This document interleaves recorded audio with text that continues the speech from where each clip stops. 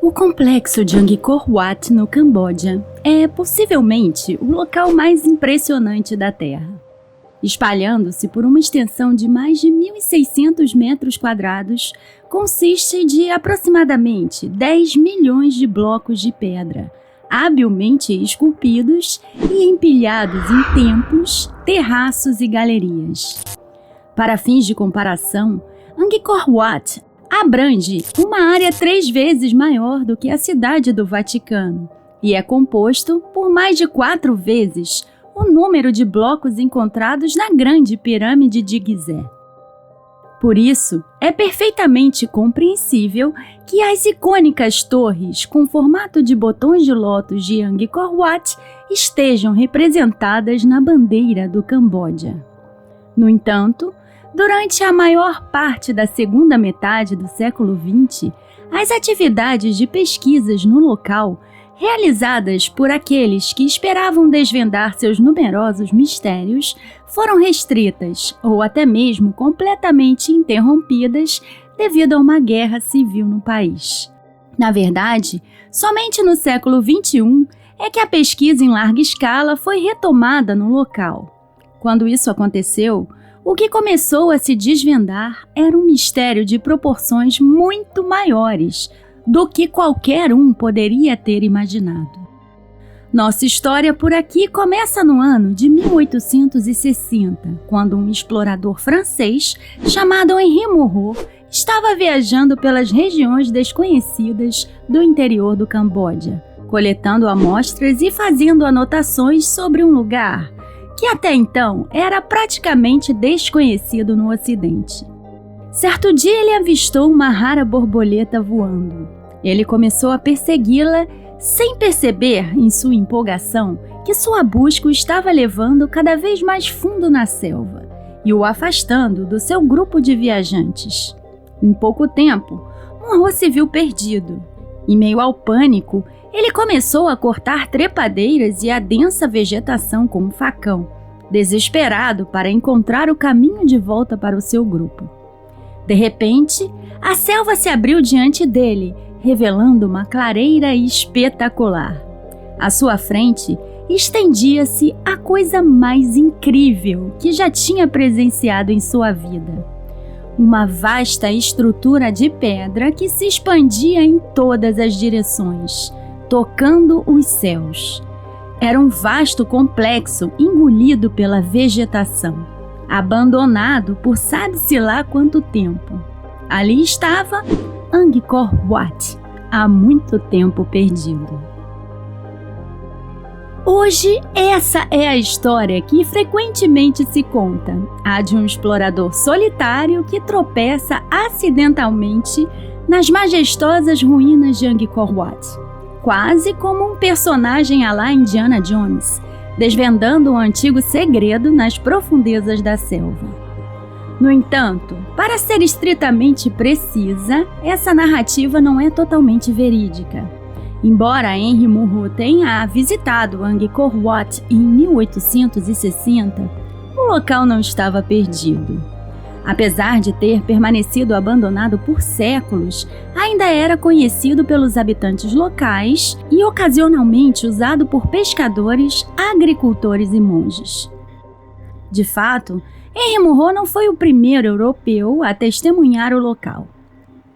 Quase 3 séculos antes de sua visita, em 1589, um frade português chamado Antônio da Madalena teve a oportunidade de conhecer Angkor Wat durante suas jornadas pelo Camboja. Ele deixou um relato notável que dizia que Angkor Wat era uma construção tão extraordinária que não era possível descrevê-la com uma caneta, especialmente por não se assemelhar a nenhum outro edifício no mundo. Embora esse relato não tenha alcançado grande reconhecimento na Europa daquela época, Monroe descobriu séculos depois, justamente quando estava se inspirando nos relatos europeus em ascensão sobre exploração no sudeste da Ásia, uma região misteriosa que até então era conhecida pelos europeus simplesmente como Além da Índia. Munro ficou tão inspirado que decidiu abandonar sua vida confortável e embarcar em uma jornada para o outro lado do mundo. Em 27 de abril de 1858, partiu de Londres em direção a Bangkok. Por 3 anos, ele explorou territórios desconhecidos para os europeus. Durante todo esse tempo, ele registrou meticulosamente notas e observações sobre tudo que encontrava. Em 1860, finalmente foi conduzido pelos seus guias até Angkor Wat. Não, a chegada de Munro a Angkor Wat não foi um acidente, e ele não estava perseguindo uma borboleta na selva. Além disso, o local não estava perdido há muito tempo. No entanto, isso não diminuiu o impacto surpreendente que o sítio teve sobre ele. Em suas anotações, ele descreveu o momento em que colocou os olhos no complexo. Angkor Wat se apresenta diante do viajante, fazendo-o esquecer de todas as fadigas da jornada, enchendo-o de admiração e deleite, como se estivesse encontrando um oásis verdejante no deserto. De repente, como que por encanto, ele parece ser transportado da barbárie para a civilização, das profundezas das trevas para a luz. Ele descreveu o templo central com suas torres em forma de botões de lótus como algo comparável ao templo de Salomão e concebido por algum antigo Michelangelo. O que via era algo que definitivamente merecia um lugar de destaque ao lado dos edifícios mais magníficos da Europa, sobretudo porque era muito maior do que qualquer obra deixada no mundo pela Grécia ou por Roma.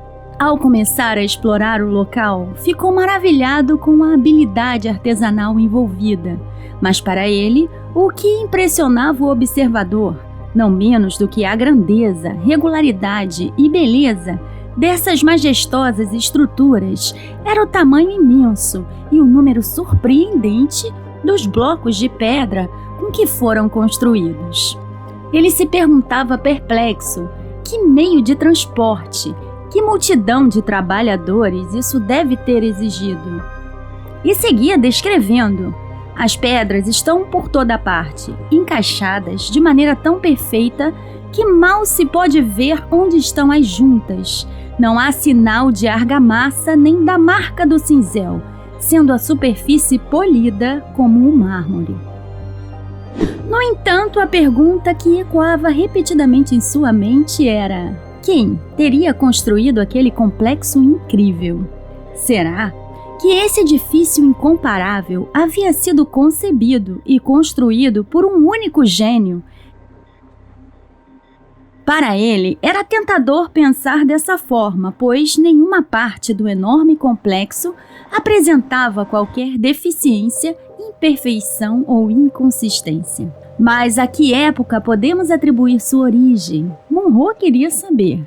No entanto, nem a tradição, nem as inscrições escritas ofereciam-lhe informações precisas sobre esse ponto. Ao longo de meses, ele registrou meticulosamente informações detalhadas sobre o local, um feito que nenhum outro europeu, incluindo Madalena, havia realizado anteriormente. Documentou em palavras e em desenhos a disposição e as características arquitetônicas do local, desde os terraços e calçadas até os pórticos e galerias, bem como as incríveis esculturas que adornavam todo o complexo. Embora tenha falecido em 1861 devido a uma febre durante suas viagens, as minuciosas e impressionantes anotações de Munro sobre Angkor Wat serviram de inspiração para arqueólogos de toda a Europa e do mundo inteiro. Embora ele não tenha o redescoberto, como a história popular sugere, foi o trabalho que realizou que incentivou a pesquisa sobre o local. Desde o início, essa investigação revelou descobertas surpreendentes. Quando os arqueólogos começaram a explorar Angkor Wat no final do século XIX e no início do século XX, rapidamente perceberam que estavam diante de nada menos do que o maior complexo religioso do mundo. Muito além das icônicas torres em forma de flores de lótus que se erguiam a mais de 60 metros, Angkor Wat era, na verdade, um complexo massivo que cobria uma área de mais de 1.600 metros quadrados, equivalente ao tamanho de 300 campos de futebol, e estava cercado por um fosso que se estendia por mais de 1 quilômetro de comprimento e quase isso de largura. Dentro desse vasto complexo havia vários templos menores, terraços em forma de cruz, galerias interconectadas, pilares e estátuas gigantescas, todos adornados com esculturas em pedras incríveis que representavam cenas da mitologia hindu, conquistas imperiais e o mundo natural. No total, o complexo foi construído com cerca de 10 milhões de blocos de pedras individuais, alguns deles pesando até 1,5 toneladas, que foram transportados para o local a partir de uma pedreira localizada a aproximadamente 40 quilômetros a nordeste. À medida que os pesquisadores aprofundavam sua investigação, descobriram detalhes cada vez mais surpreendentes, incluindo um nível notável de sofisticação arquitetônica que permitiu que Angkor Wat permanecesse de pé por séculos. O fosso maciço, por exemplo, não era apenas uma barreira de proteção para o complexo, mas uma característica arquitetônica projetada especificamente para aliviar a pressão externa causada pelo imenso peso das estruturas de pedra. Sem a presença desse fosso, Angkor Wat teria colapsado há muitos anos.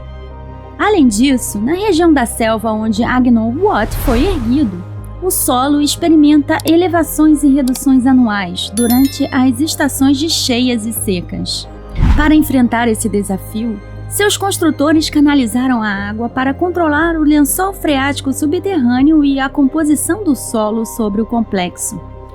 Isso evitou que o local afundasse sobre o peso das estruturas e efetivamente permitiu que ele flutuasse em uma fundação em constante mudança, mantendo-se intacto por séculos. Enquanto os pesquisadores desvendavam as notáveis características de Angkor Wat, também trabalhavam para tentar reconstruir a sua história. Utilizando métodos de datação por carbono, análise arqueológica e revisão dos raros documentos históricos sobreviventes da região, eles conseguiram traçar a história até o Império Khmer, que surgiu no século IX d.C. no Camboja e se tornou o império mais poderoso da região ao longo dos séculos. De acordo com as pesquisas, Angkor Wat foi construído sobre o reinado do rei Khmer Suryavarman II entre 1113 e 1150 d.C., como um templo hindu dedicado a Vishnu. A partir desse ponto, o local desempenhou o papel de capital física e espiritual, sendo o epicentro de um império poderoso, até que, gradualmente, o império entrou em declínio e o local foi abandonado. Isso levou ao gradual recobrimento de Angkor Wat pela selva, até que a visita de Henry Monroe atraiu arqueólogos de todo o mundo para desvendar os seus segredos. Quando essa explicação oficial foi apresentada, muitos expressaram ceticismo. Algumas pessoas se perguntavam como os Khmers poderiam ter construído Angkor Wat em apenas 37 anos, como sugeriam os pesquisadores, sem o auxílio da tecnologia moderna, quando, ao mesmo tempo, as grandes potências europeias levavam séculos para erguer suas famosas catedrais. Uma estimativa chegou à conclusão de que se os Khmers tivessem trabalhado durante o amanhecer ao anoitecer, todos os dias, durante 37 anos, eles teriam que extrair, transportar, esculpir e colocar 1 tonelada de pedra a cada minuto, de forma contínua para completar essa tarefa. Para muitos, isso parecia claramente impossível. Outro ponto de questionamento era por que Angkor Wat era tão singular na região, tanto em termos de design quanto de tamanho. Se de fato tivesse sido construído por um grande império que se estendia por milhares de quilômetros e manteve o poder por séculos após a conclusão da construção, não seria de se esperar que esse império o tivesse reproduzido em outras partes de seu vasto território? No entanto, no Camboja e mesmo nas nações vizinhas, nenhuma outra estrutura se assemelha a Angkor Wat. Além disso, nada na região se comparava ao seu tamanho impressionante. Levantou-se a questão de por que os governantes posteriores não construíram complexos ainda maiores para afirmar seu próprio poder. Mas, como de costume, no meio do século XX, a ciência convencional declarou o caso como encerrado.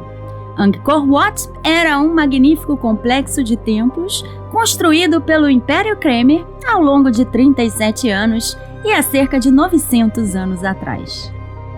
No entanto, para outros, esse mistério estava apenas começando.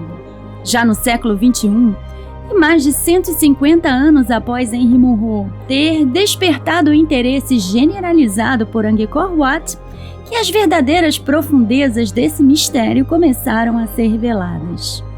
Desde o estabelecimento da explicação oficial, os pesquisadores se esforçaram para entender mais sobre o império e a civilização que supostamente o sustentou. No entanto, por décadas, o processo foi quase inexistente.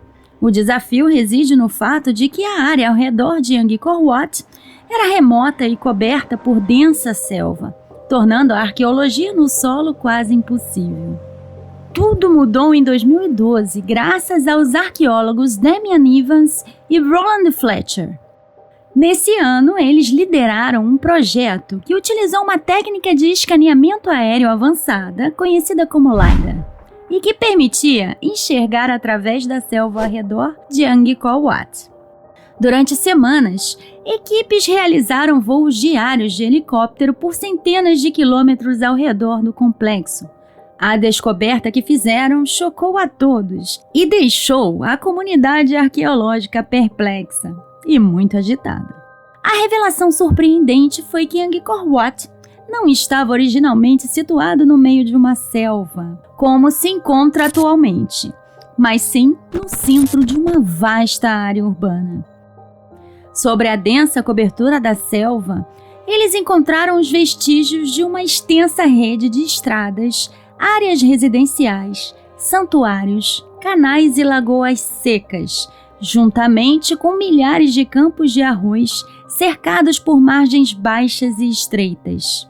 Essa rede de características urbanas se estendia por quase 1.000 quilômetros quadrados, tornando a área urbana o maior assentamento já construído na história da humanidade, antes da Revolução Industrial. Dentro dessa vasta área, os pesquisadores concluíram que havia uma população de quase 1 milhão de pessoas.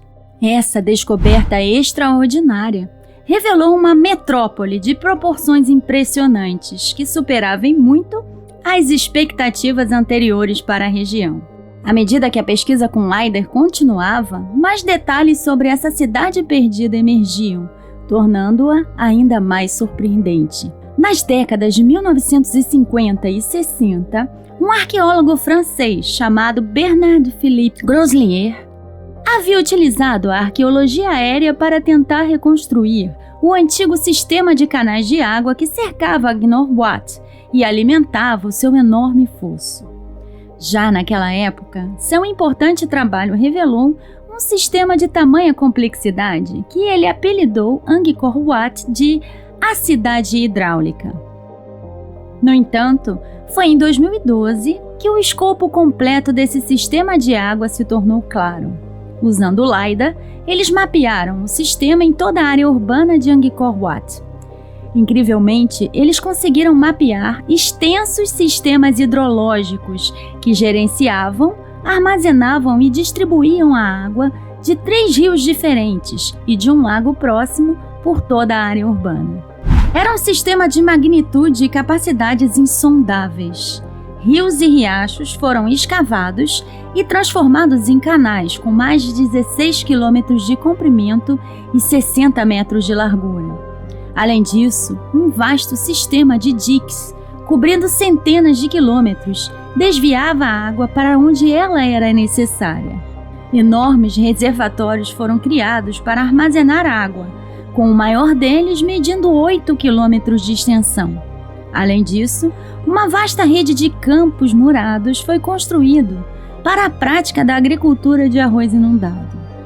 Com esse elaborado sistema de água, uma paisagem de terraços de arroz em declive com abastecimento de água independente foi criada, o que protegeu a área urbana contra secas.